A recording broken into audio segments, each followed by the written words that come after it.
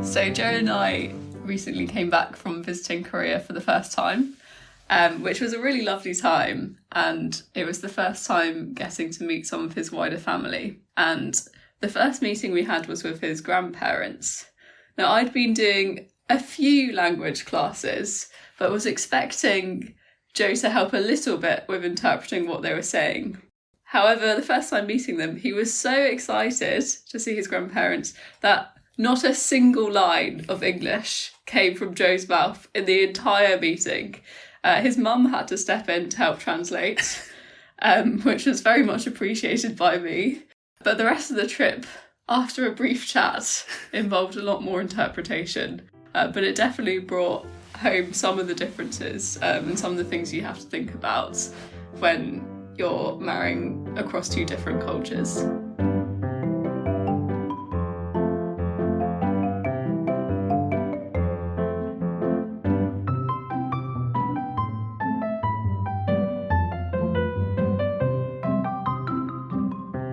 Hi everyone, welcome back to the Overtones Podcast. I'm Christy and I'm here today not only with my co-host Joe and LaRae, but also with Joe's wife Deb and LaRae's husband Matt. Hey everyone. Hi everyone. Hello. Hello. If you're new to the podcast, our goal is to investigate and celebrate the diverse unity of the Christian church around the world. Today we're thinking specifically about unity and diversity in Christian marriage. And that's why I'm especially excited to welcome Matt and Deb. Hello. Hello. Deb, thank you so much for your lovely story just now. When you were talking about your story, that reminded me of my very similar experience when I visited Korea with my dad and mom. My dad is half Korean, and his family, like most of our family from my dad's side, live in Korea. And then when we went back, we went to restaurants, went to meet my dad's aunts and my own aunt and my cousins, and none of them speaks Mandarin Chinese. And when my dad got too excited, my mom and I would just sit there through the whole dinner, through the whole kind of meetup without really knowing what people are talking about. And there are times when I was like really, really angry with my dad, but he was completely just kind of like oblivious of my fury at the time. So how did it make you feel? Tell us a little bit more about that. I don't think I was exactly furious. I think I was quite tired because it's actually harder when you understand a tiny amount of what's going on because your brain works very hard to try and fill in the gaps. In one way it was nice because you pick up on the non-language stuff and it was really clear how much his grandparents loved him. From the other things I could see that was going on. I don't exactly recall speaking no English. And not interpreting, but I'll let my wife speak for herself. Yeah, I think when we got to Korea, all the other times I've been to Korea, I just switched into Korean and barely speak any English when I'm there. And so it's just very normal for me not to speak in English and not to think in English. And so it was really nice seeing my grandparents. It was like the day after we'd arrived, which is not normal because they'd normally come to the airport to meet us. And so a lot was different about the trip. And I think I hadn't really processed that yet. And so that was the beginning of my interpreting every single day quite a lot. But actually, I was really impressed with Deb's Korean because you understood quite a fair bit. And there was a time where I turned around to explain the next bit or interpret the next bit, and she said, "No, I've got this." So wow, that's amazing. Really that's good. So cool. Those times were few and far between, though. So, we know how you started dating and then when you got married. But Deb and Joe, please tell us a little bit more about yourselves. Like, how long have you been married? 6 months minus 2 days, I think. So not very long. We got married in July in 2024. And we started dating in September 2021. We do have another mixed couple here. We have the Cherukaras. And how about you guys? How long have you been married? And how did you meet and how did you start kind of liking each other? We've been married 4.5 years. It'll be 5 years in July 2025. So we met at church. We were both members of the same Bible study group. We had actually been assigned to lead the Bible study group together. Everyone on the table was a couple except the two of us, which we thought was a bit suspicious. So maybe someone had a plan. But we did that for a year and a half as friends and then kind of started dating after that point. Well, because I attribute it to my lung collapse.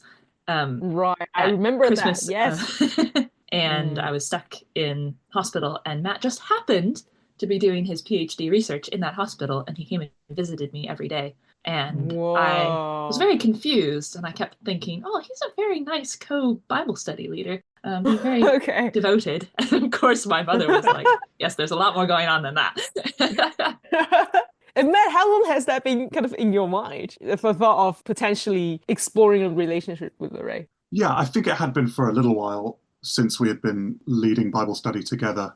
I had seen a lot of admirable characteristics in LaRae, the way that she cared about the members of our Bible study group, the way that she cared about the scripture and wanting to know God better and help other people to know God better. Her excellent skills as a baker were really apparent from our Bible study. Way to a man's heart. Yes. And so, yeah, I think I was definitely interested for a little while. And then when she ended up in hospital, I seized my opportunity. Captive audience, you might say. Right, I can definitely know what you mean. I mean, LaRae is a great friend, and LaRae is a great table leader because I was at her table for a year. That's true. Joe and Deb, how about you guys? Who made the first move? So this is debated. It's a highly contentious issue. I believe the first move was made by Deb, but I think it was made unintentionally, unconsciously, not unconsciously, but we were also part of the same Bible study evening. And one evening I left church as Deb was about to cycle off, and she offered to walk down the high street with me before I walked back to my college and she cycled home, which I think was just made out of kindness. Yeah, it was very much let's continue chatting rather than let's develop our relationship into anything particularly romantic. But then that happened the next week, and then it was the summer vac, and then I texted her to go on a walk. And then was when, Deb, you think he made the first move? Yeah, I think that was a bit more intentional because we weren't just meeting randomly at the same time outside church. And the first walk was also probably around 2 hours. So it was quite a long walk. Wow. Yeah, 2 hours of walking. That would be a red flag for me. We had a nice time. We did. That was the first walk we went on, and 15 minutes of it was spent Joe telling me about the planes that were flying overhead. Which he doesn't remember at all. But I found very endearing. So okay. So this is a question for both couples. Could you tell us a little bit more about what kind of family do you come from, and a bit more about yourselves and the differences that you're able to notice since you were dating? My parents are South Korean, and they both moved to the UK separately, but kind of in the first 20 odd years of their life. And so I've grown up in the UK since. So I'm already like in a third culture space where parents are South Korean, but have spent all my life in the UK. And so, yeah, I kind of think that's what we call a third culture kid, where you've got two cultures, but you're not fully in either of them. In lots of ways, I consider myself fairly British, but also I love my Korean food and I can speak Korean. And in lots of ways, Korean culture has shaped me, even though I haven't lived in Korea because of home life and because of going back to Korea.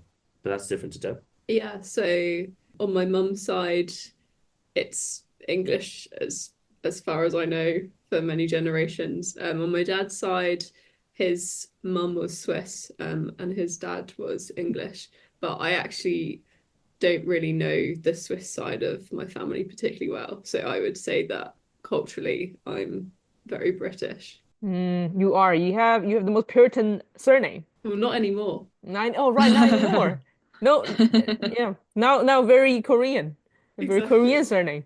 Yeah. All right. How about you guys, Matt and LaRae? I grew up in America, in the Midwest, the Bible Belt, and I moved to the UK to study almost 10 years ago now. But my family's kind of been in America for quite a few generations. So I've always felt a little bit like I stick out like a sore thumb in this country. Less so 10 years on. But there are always those moments. My accent always reveals me. But Matt is not American. No, I would say I'm a British Indian. My parents are also in a mixed marriage. So my dad is Indian, originally from Malaysia, and my mum is Scottish. They met in Scotland and got married here in the UK. So I was born and brought up in the UK. Similar to Joe, would probably consider myself to be British mostly, but there's a lot of Malaysian and Indian culture that kind of exists in my family and that I've sort of inherited through that. You grew up eating both kind of traditional British food, but also Malaysian or Indian cuisine as well? Almost entirely Malaysian and Indian food. Oh, really? So food-wise and taste-wise, I'm definitely a Malaysian. But what's your favorite Malaysian food? char kway teow. Oh, really? That's so weird coming from you. Nice. Very nice.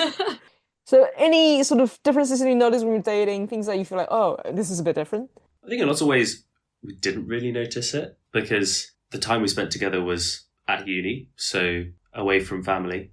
And we didn't really, I met your parents fairly early on, but that was still in the context of uni. And we just kind of got to know each other as students. But that might be different for you. Yeah, I'd agree. I think the real differences came when we brought family and them getting to know us and us getting to know them. I think one thing that has probably become more apparent is the way our families show love is quite different. So Joe's mum just does so much to serve us in a way to show us love. So cooks amazing food, clears everything up. We basically don't have to do anything when we go round. My parents are much more like, the way we show you love is by welcoming you and you mucking in and helping out with stuff. And neither's better, but it is just quite different. Especially when, for me, I'm sat on the sofa being like, I really want to help out and show Joe's mum how much I appreciate what she's doing. But actually she wants me to just let her serve us. That's such a good point. I really relate to that as well, Deb. For the family in America, the expectation is everyone helps, gets alongside and just pitches in. And that's kind of the expression of family unity. But with the Cherukaras, it's much more, you are the guest, you need to rest, enjoy your time. And that's how love is shown. I really like the way you put that. Yeah, I guess that's true. I think the idea of letting guests and also probably your kids who got married and come back and visit to help with any chores just seem a bit odd. Yeah.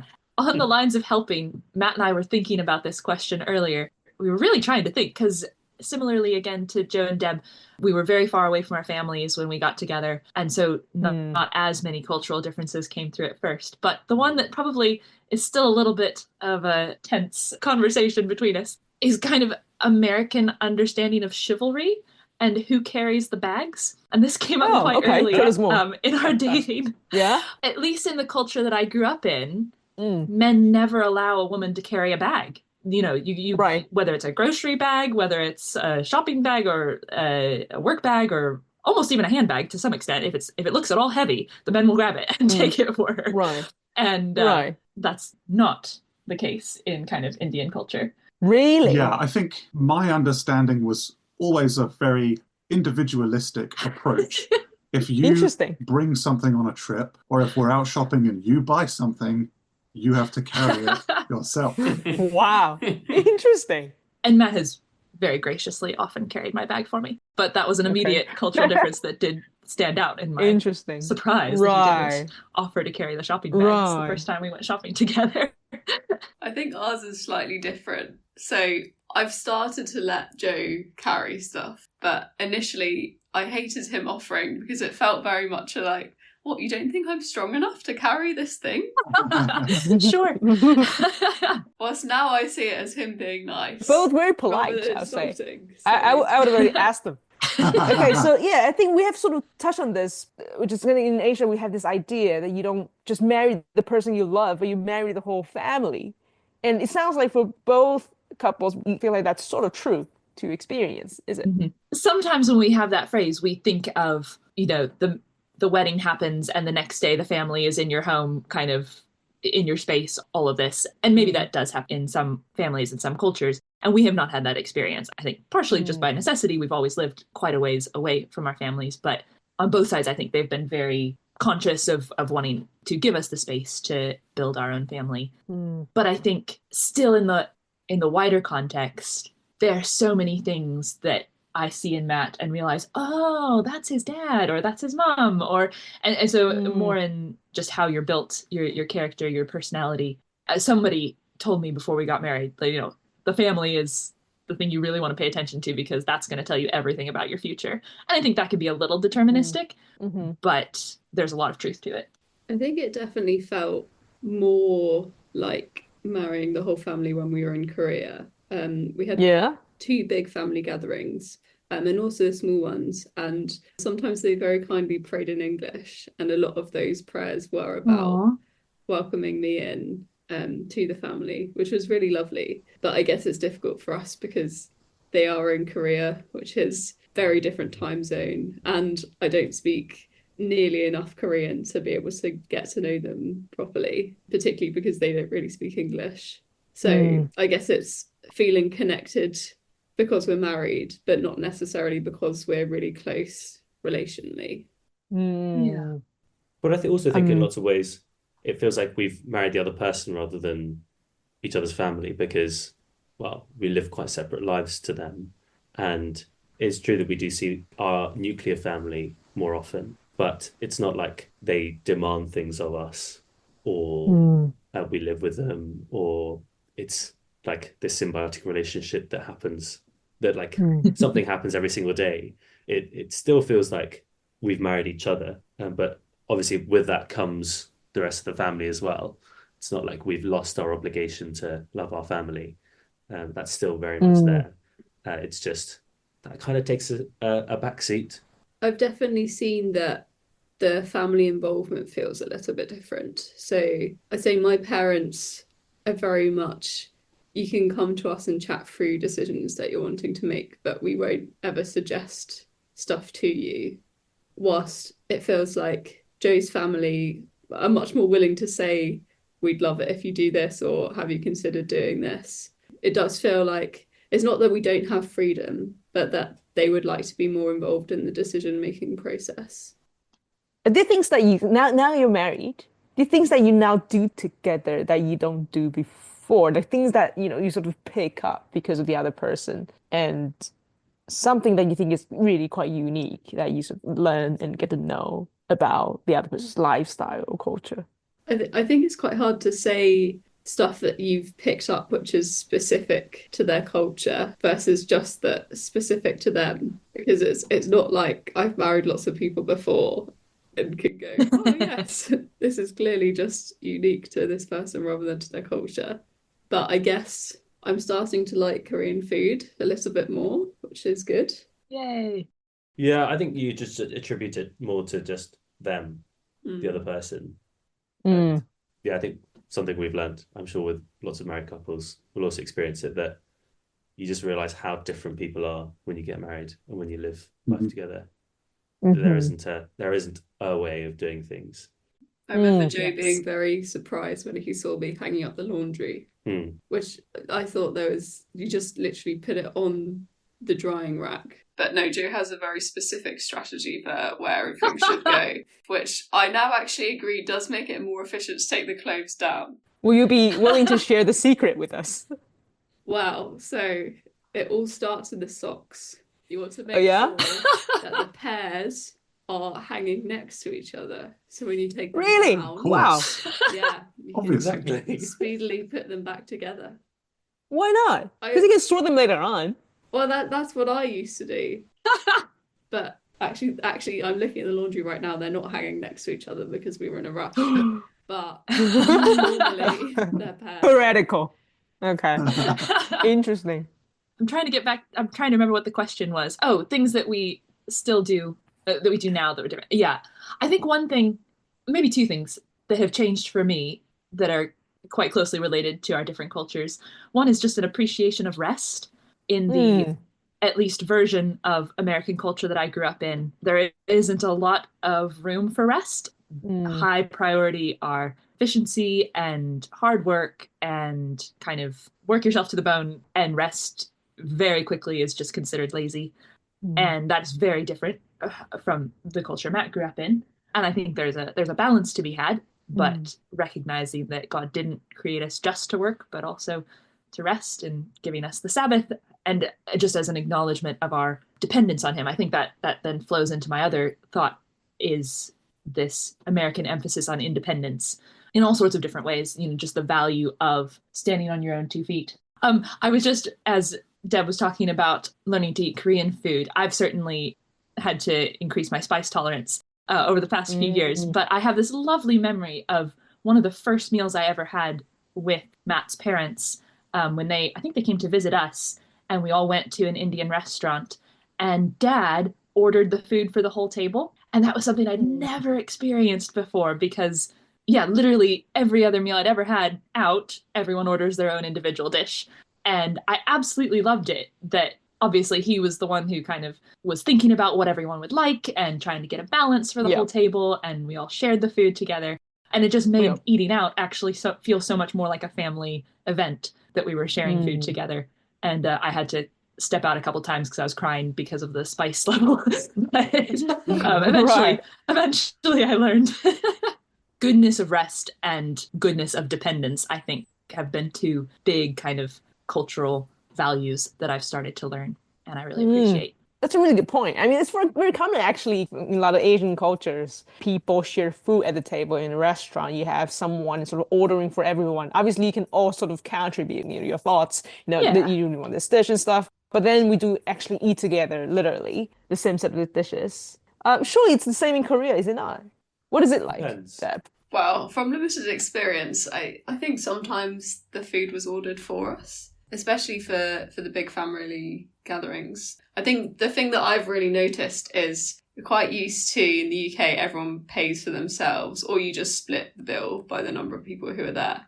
In Korea, there was one meal where Joe's mum and her friend were literally fighting over the receipt. They both had one end and were trying to pull it off each other.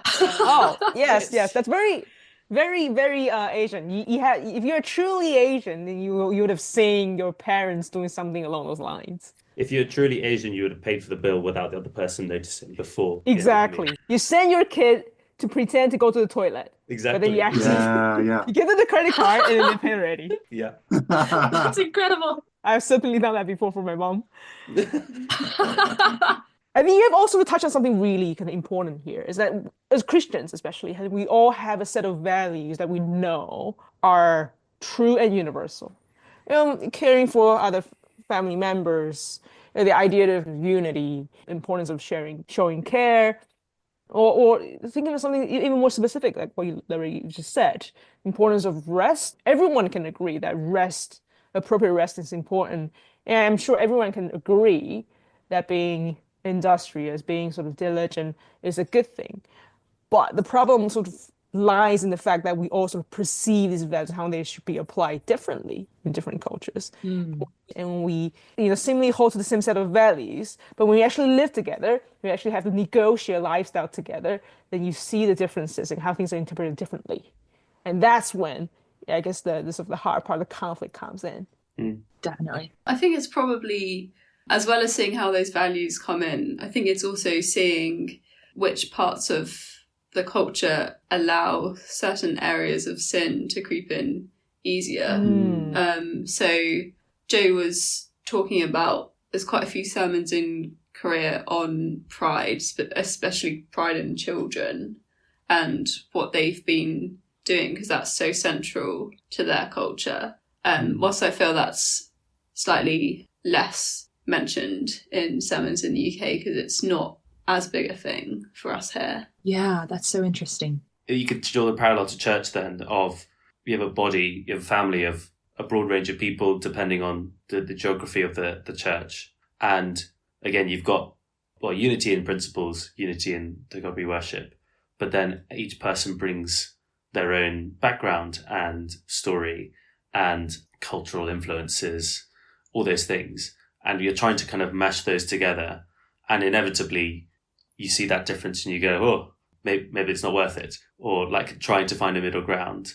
But it's really worth it to work it through. And it's not so much picking and choosing, but more trying to amalgamate them and figuring out with the principles that we've been given, what does it look like to live out our Christian life together?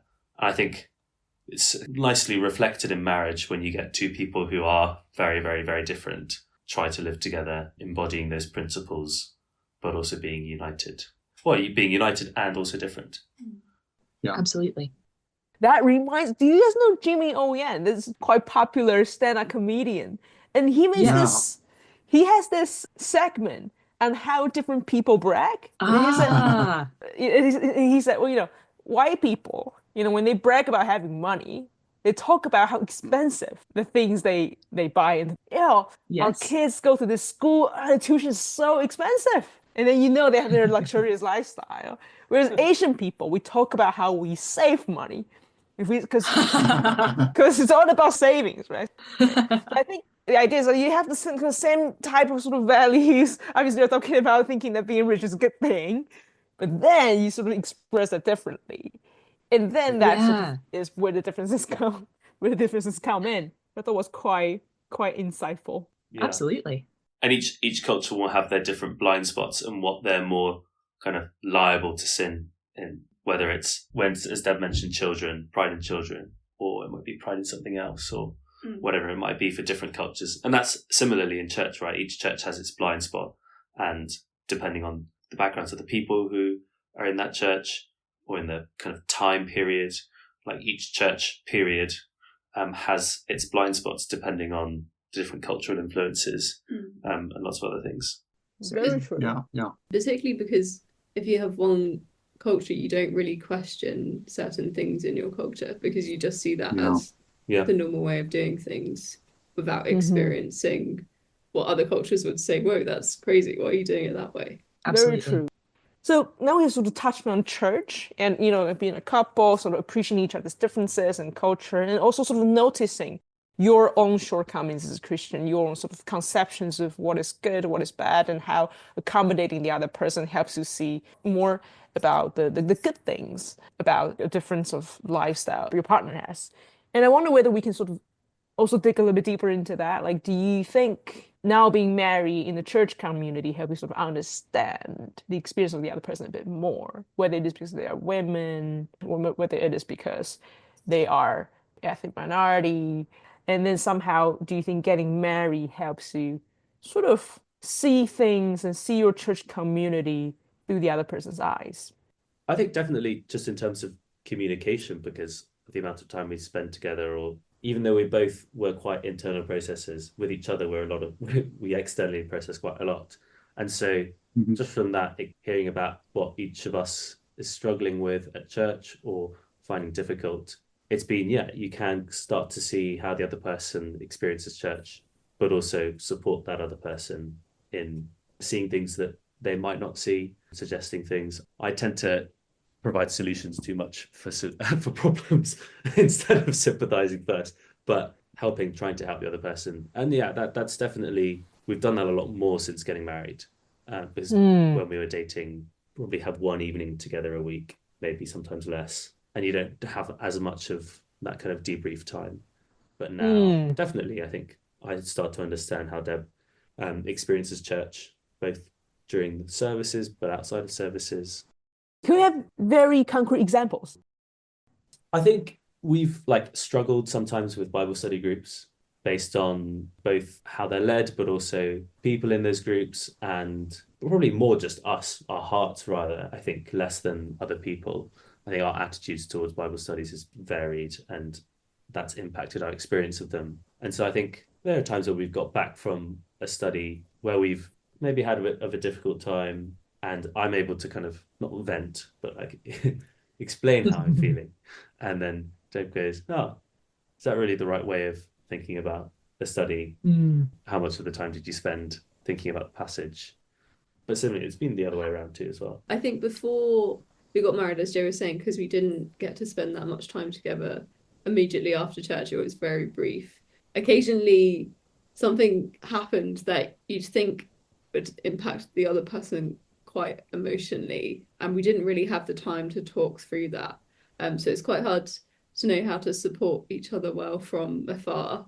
I remember one thing about, I think it was a week before we got married, when something happened and we were stood outside my house for quite a long time, not wanting to say goodbye and go back to our separate houses.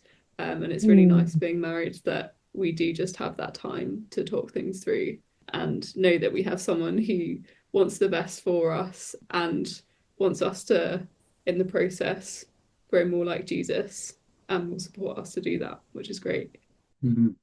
I grew up in a very all-white community and was told occasionally, for a variety of motives, you shouldn't marry someone outside of your own culture because it'll be really hard. Like I said, there were a variety of motives behind that. But as an adult, I've just grown so thankful for the Christian understanding of marriage, reflecting Christ in his church. And I had a friend recently tell me the glory of a Christian marriage might be that on paper we have absolutely nothing in common, but that we are united in Christ. And that's been very true for us. I think sometimes there have been hard things about how we see the world differently, and that can be for gender reasons, for ethnicity, for all sorts of different reasons. But what a tremendous, I think, witness to the gospel and the power of Christ's love for us when we can use his strength to kind of work through those things and empathize with someone who's actually very different from ourselves. And I'm very, very grateful for that. And I think, like I said, that shows up in lots of different ways. For one little example, if you want this, a week or two ago, we had a prayer meeting, well, a partial prayer meeting in church before a longer service. And I was so frustrated actually at the end because only women had volunteered to pray. And I just brought that up to Matt and he hadn't picked up on it. And it led to a really interesting conversation about complementarianism in the church and what that actually looks like, and the pressure I feel as a woman to step forward and do things when men aren't, for whatever reason. That's just one tiny example of seeing things from the other person's perspective, which I think can be really valuable. That was beautifully put.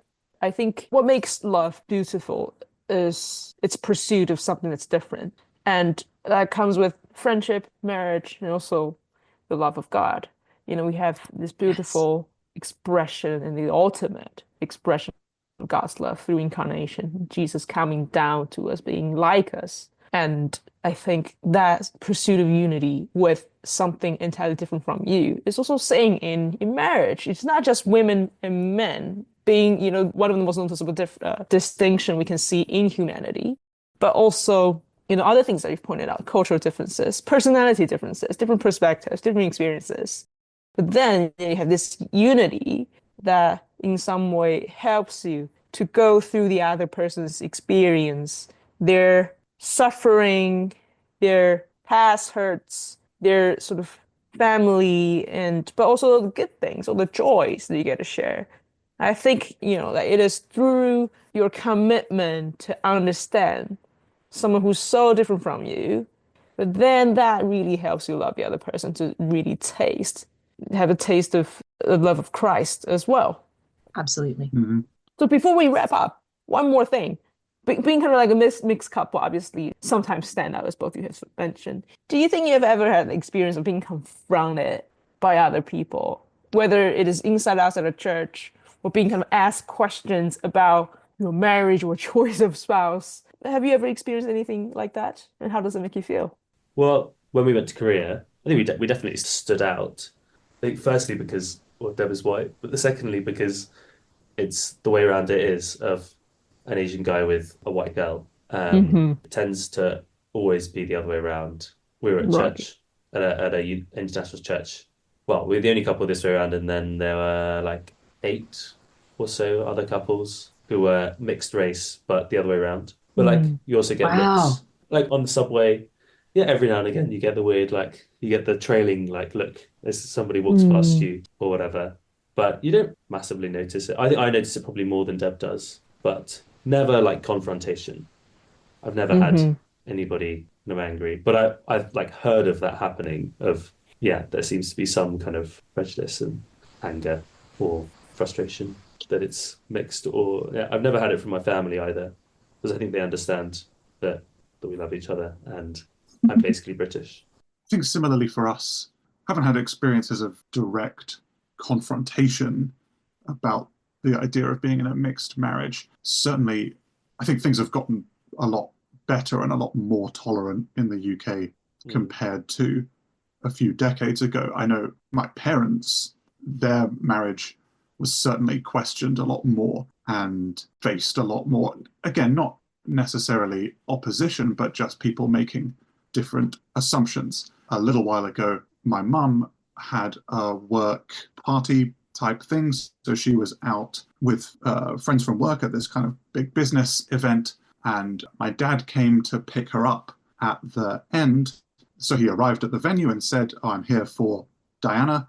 And the person at the front desk assumed that he was a taxi driver because he was a brown-skinned man looking to collect someone from an event rather than her husband. And kind of assumptions like that are less common in our generation, thankfully, but still happen sometimes. We had one comment from a family member when we first started dating expressing relief that Matt was as light-skinned as he is. But that is, I think, just that one. And then we've moved on. So we're very thankful for that. I think it is wonderful, isn't it? Like that you have this, all the stories from Joe and Deb and also from Matt and LaRae about, being a mixed couple, and it's God's blessing that brought you together in this new phase of life and in unity with each other, and to express that love of Christ through your marriage. And it is a wonderful blessing too that you have not been confronted or have not been in need of justifying your choice of spouse. And we do certainly live in a very different time now, but yet again we do know there are still a lot of challenges when you're married, either these cultural differences or even still the perception of other people in church and outside of church. And both of you are a very young couple, and it's still a long way for you to sort of continue to get to know each other a bit more, learning how to love each other better. And there's still, I'm sure, things to discover about the other person as well. And again, you also still are going to have new experiences as a person as well as a couple. Thank you, Christy. I just thought as we wrap up, I might read the passage of scripture that was read at our wedding. It's from Hebrews 13, verses 20 to 21, and I'll read it and then just reflect for a moment on it. Now may the God of peace, who brought up from the dead our Lord Jesus, the great shepherd of the sheep, through the blood of the everlasting covenant, equip you with everything good to do his will, working in us what is pleasing in his sight, through Jesus Christ, to whom be glory forever and ever. Amen. And the minister at our wedding just beautifully brought out that there are so many incredible blessings in marriage, and inevitably lots of difficult things. And in any marriage, two people are going to be very different from each other for all sorts of different reasons. But it is the God of peace who equips us with everything good for doing his will. And so when our marriages are grounded in his love for us, then we have that confidence that he will continue to equip us to love the other person through thick and thin, and to make it through to the end, hopefully increasingly reflecting his love for us and the love of Christ for his church. Thank you, LaRae. As now it is the season of Valentine's Day, we do wish all of our listeners a very happy Valentine's Day. And if you're single, don't despair, because I'm single as well. Why don't you go out and call a friend, have a really nice time as well, and learn how to love your friend better. And for all the couples out there and all the people who are dating, we do wish you a very nice season, and a season when you're also reminded of the love of our God in Christ. Amen. Thank you for listening, and we will see you in the next episode. Bye.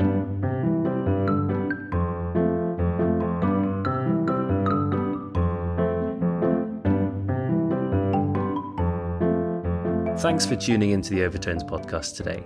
Make sure to subscribe and tune in to the next episode on your streaming platform of choice. Follow us and share our podcast with your friends on Facebook and Instagram. You can find us on both platforms as Overtones Think Tank. And if you'd like to get in touch with feedback, comments, or other ideas, our email address is podcast@overtonesproject.com. See you next week.